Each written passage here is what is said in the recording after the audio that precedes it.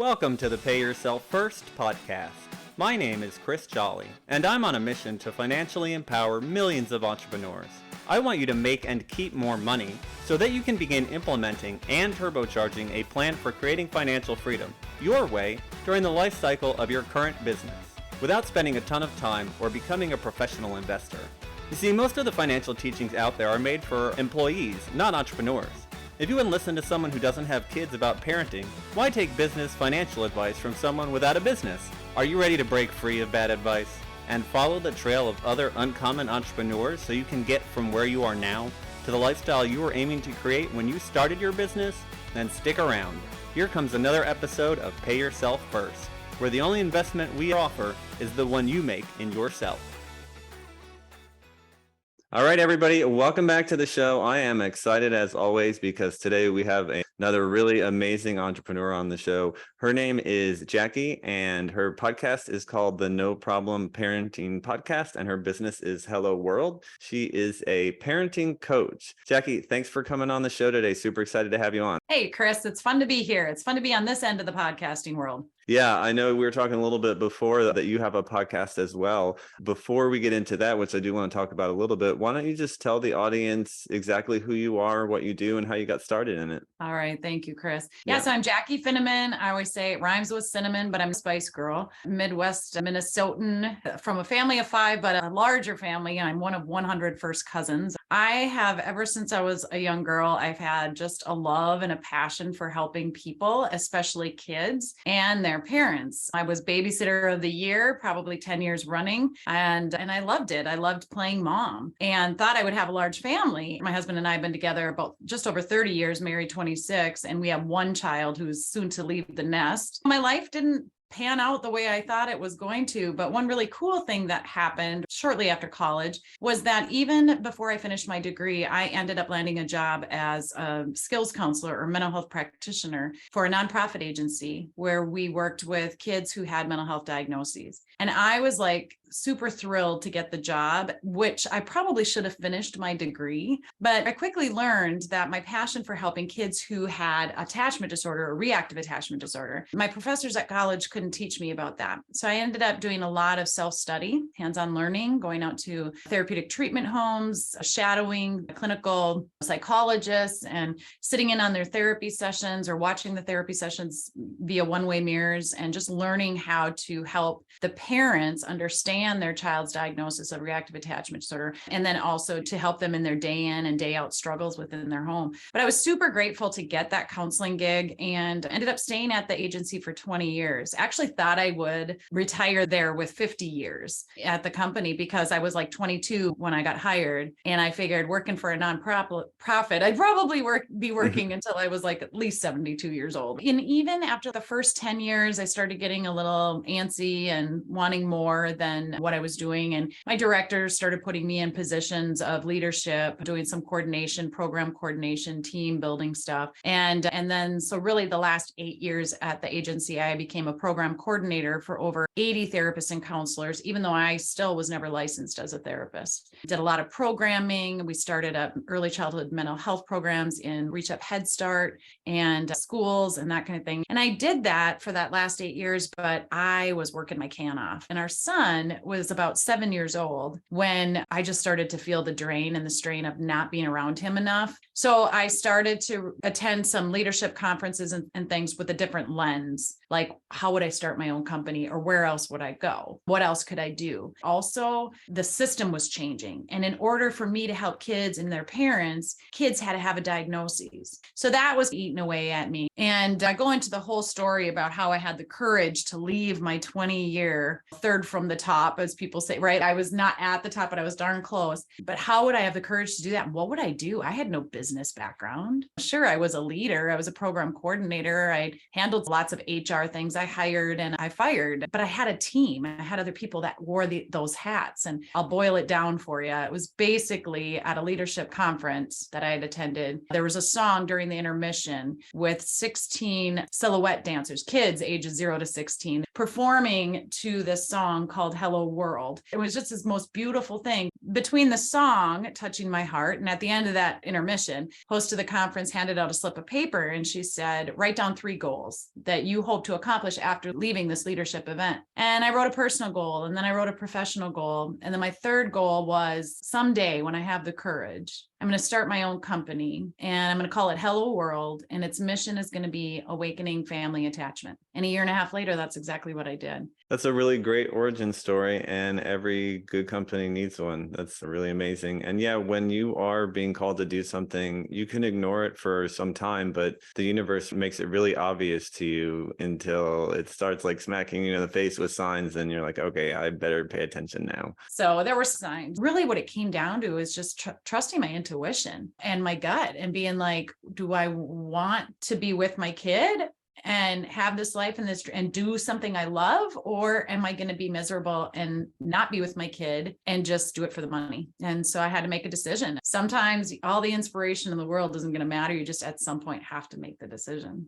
and do it imperfectly. Yeah, absolutely. The decision to do it is really what kicks everything off, because until you make that decision, you can always look for a way out. But once you decide you're moving forward no matter what, then you have to make it work. Absolutely. Yeah. Okay. Now tell me about the transition from the job that you had and into the world of coaching. Obviously, there's a lot of carryover in what you were already doing into what you do now. But what were maybe some of the things that you weren't prepared for or that surprised you as you moved into working for yourself? First of all, people said nobody will pay for parent coaching. And I was like, there's a challenge, because I think that people will pay. I think people are paying for therapy and they're paying for counseling, even though their insurance may cover most of it, they're still paying for some of it. So that was the first thing, is getting over that hump of people saying nobody's going to pay for what you're selling. I'm Bucky, I'm stubborn, I'm an Aries. I think that comes with the territory. And so I had to get creative and I had to market myself a lot and get out there. And then I also had to decide what kind of parent coaching. Back in the early days of Hello World, I had a niche, which was serving families with children who had reactive attachment disorder, because I'm darn good at that. I totally understand the diagnosis,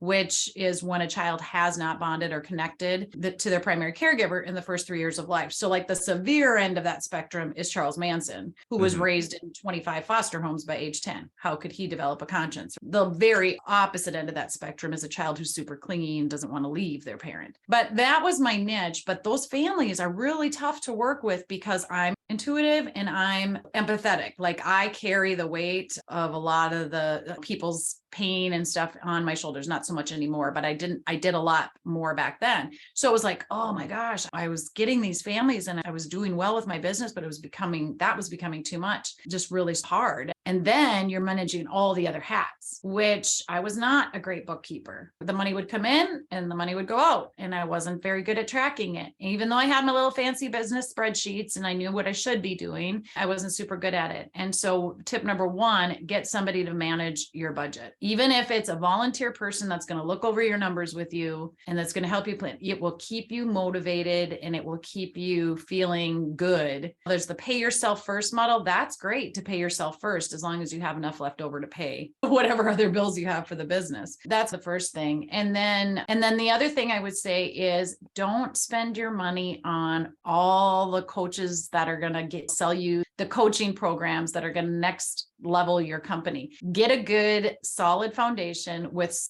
the free resources that are out there for you. And I would suggest, don't even hire an actual business coach until you are at least at 6 figures. A lot of people tell you the exact opposite, especially nowadays. They'll say, no, you need that coach who's going to help you get to the 6 figures. And that has not been my experience, or was not my experience, at least not paying for a coach that's going to get me to 6 figures. Gotcha. Yeah, it's, I think, too, very different for everyone and very different depending on what business you're in. Everybody's model is different. Yeah. I should have put a prerequisite in there. If you're in a business that is going to make people money, like you're selling something that's actually going to benefit their pocketbook, that's a different story.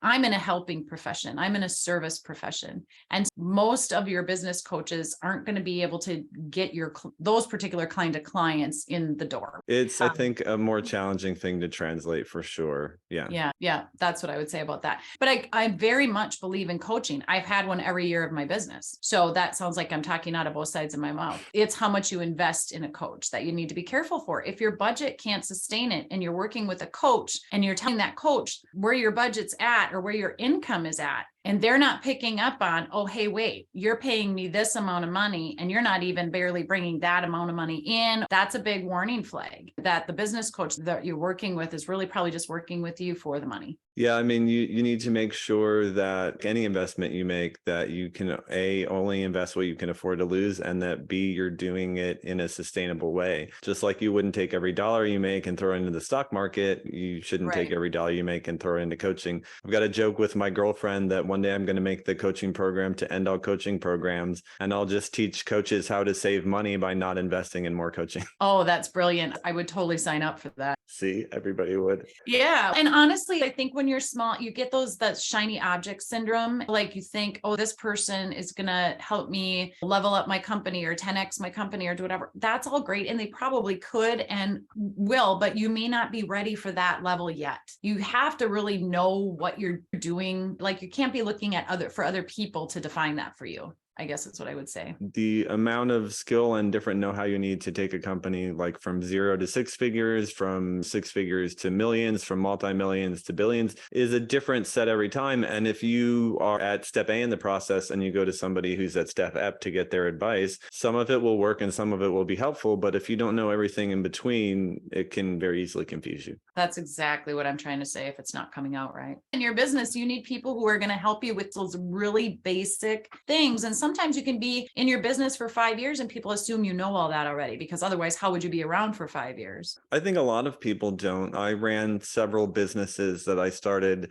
and failed at before I realized that I should even be getting business coaching. So you can be good at the thing that you do that brings money into your business and not be great at business. But I like to think of it like when you get somebody started in a yoga practice, right? There are all of these advanced moves that you can eventually work somebody to get to, but you have to meet them wherever they're at. If they can barely touch their toes, you're not about to get them into a lotus position, nor would it be good for them to try. So It's just about finding where people are and helping them there. I totally agree. So number one, I would say get a good budget, a good accounting person, or find some sort of financial planner. If you can't afford to pay somebody to do the budget, like somebody that's really going to help you with your budget and your planning and your predictions and all of that. And then number two is to have that support, but just not beyond what you can actually afford for that support. So definitely have a coach or have a confidant, because being an entrepreneur is quite lonely, to be honest. That's true too. Yep. It sure can be. That was my biggest adjustment, leaving the 20-year job, having that team, even though I didn't even realize until I left how much I relied on them, not for the actual work I did, but for all those other hats that I didn't know how to wear.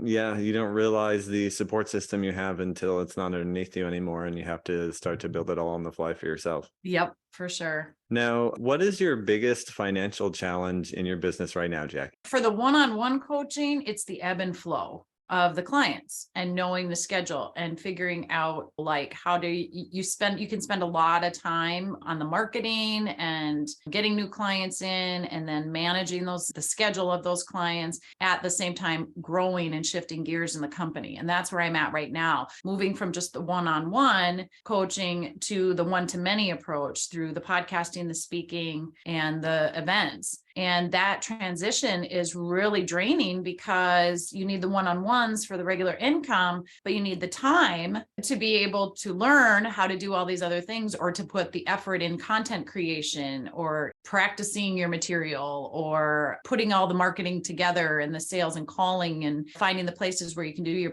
presenting or speaking or doing the podcast recordings and all that. All of that takes time, and it's not necessarily bringing in income when you're doing that. Making that shift right now is the biggest challenge for me. And then figuring out how do I supplement the income, because I can only do so many clients a week. Right. And then having the other, it's okay, wait, I just went back to 70 hours a week. How did that happen? It happens real easily, especially when you take on new projects that have so much work that needs to be done in the background behind them. Do you have any like VAs working with you right now? Do you have a team under you, or are you just doing it by yourself? Yeah, first time ever last year, I finally decided, okay, I needed an assistant because my time was not best spent putting together the social media posts and uploading the podcast and updating the website or putting together the newsletter. I had to do the content, but I didn't have to format it. So finally last year, that was literally a game changer for me, is hiring the assistant. Yeah, it is for so many people. And there's a lot of resistance at first because there's a lot that's tied up in hiring people. Now I have to spend more money. Are they going to be a good fit? What happens if they're not a good fit? And I end up having to do all the work myself anyway. And so it often takes a long time for people to get over that hump. And then what you find almost without exception is when an entrepreneur does do that, they're finally like, oh my God, I wish I'd done that sooner. Like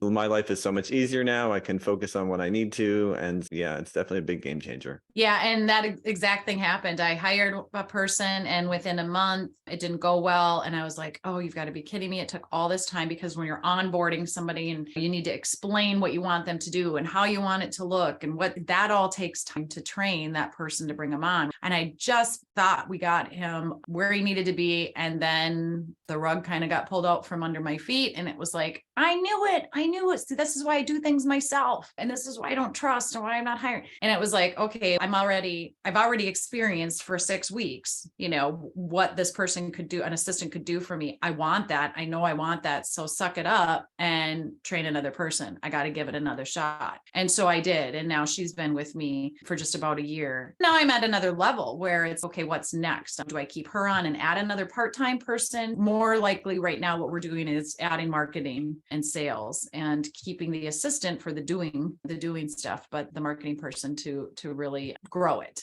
Very cool. What does financial freedom look like to you? If you were making all the money you ever needed in your business, you could step away from it whenever you wanted and spend your time however you like. What would you do with your time? Oh my gosh. First and foremost, my husband, he's got some employees, but to be able to hire a replacement for him, because he would never want to leave his job, his businesses or anything, but to have the freedom to not worry about having to be there. I would love to be able to support him, that he could just go to work whenever he wanted and didn't need a paycheck. That's financial freedom to me. In addition, since our son is growing and leaving the nest this year, so to speak, being able to just go wherever he's playing. He's a hockey player, but if he's off to college somewhere, whatever he's doing, being able to have the freedom and flexibility to just go hang out with him as a family, just the three of us. We love being around each other and hanging out with each other, but just taking that time, but then also to be able to create. I have so much content and stories and things that I've jotted down or put in a file cabinet somewhere. I've lots of books in me. I have all these things that there just isn't the time to be able to do. And my heart is with people and for making people feel seen, heard, validated, acknowledged, accepted. And I have so much content that can help to do that for others, that I would just love that freedom to do more of that and not have to worry about getting paid for everything I did, that I would just be able to freely do it whenever I felt like it and not have to worry about a budget. That's great. I'm loving that vision. Now, do you have a plan right now that you are using to work towards financial freedom, or what does that look like for you? Yeah, I do. So we're shifting and expanding, like I said, the company a little. One of the ways that we're doing that is I love supporting families. I give, for the last 9 years of my company, I give probably about half, if not more, of the money I bring in goes right back out into serving more families and helping more families. I basically take enough to pay my bills, and sometimes not even that.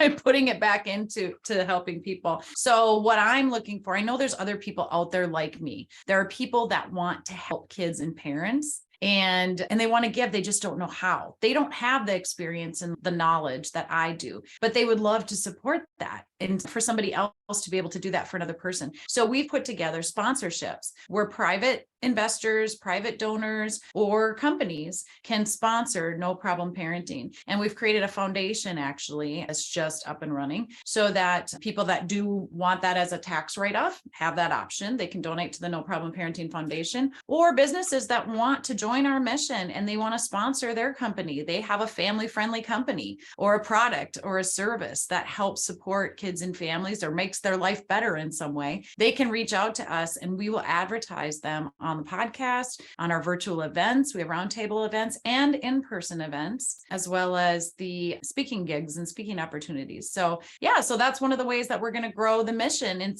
it was uncomfortable for me at first because I'm like, you mean I just want people to pay me so that I can work? And it's no, I want people to help support my mission to do the things that they wish they could do. One of my favorite things is to have a kid throwing an absolute meltdown in the middle of a grocery store or church or school, or a teenager that's cussing like a sailor and they're not doing anything. Those are my people. Those are the experiences and the situations I absolutely love to help parents with. I used to like to just do that with the kids myself because I can help. But after a while, I learned once I'm gone, they just go back to it. So now I teach parents how to manage those behaviors, how to handle those behaviors, how to diffuse those behaviors, and or how to still just be that confident parent that I say kids crave us to be, so we don't freak out when our kids are freaking out. And I know there's people that would love to support that. That's not their, they don't want a kid F-bombing at them all day long. They don't want to hear about the mom who's super stressed out with the behavior problems of their kids, but they sure wish that mom would feel better so they could hang out with her again and be a friend to her again without all her drama. And I'm all in for the drama. Awesome, Jackie. It sounds like some really amazing and important work that you're doing. It's been really great to have the chance to talk to you today. You had a lot of valuable insights for myself and for the audience. So a really great episode, I'm sure. Now, for anybody who wants to find out more about you and what you do and to connect with you, what's the best way to do that? The best way is the website, noproblemparents.com. Everything's on there, the book, the podcast, the resources. It's a one-stop shop. There's a contact form. You can reach out, connect with me, book a call with me just to learn more about the company and our mission, or to get some parenting support. Amazing. Awesome. Thank you so much again for coming on today. I really appreciate you taking the time to chat with us. Chris, this has been great. Thanks so much. It was a fun interview, and I look forward to listening to more of your episodes for sure. Yeah, awesome. Thanks. And if you're listening out there and you've enjoyed the podcast, please go ahead and subscribe. You can leave us one of those great 5-star reviews. And if you happen to be an online entrepreneur and you want to come on just like our amazing guest Jackie did today, so that you can share with my listeners your valuable insights and some of the things you've learned on your business journey, please go to pyfpodcast.com.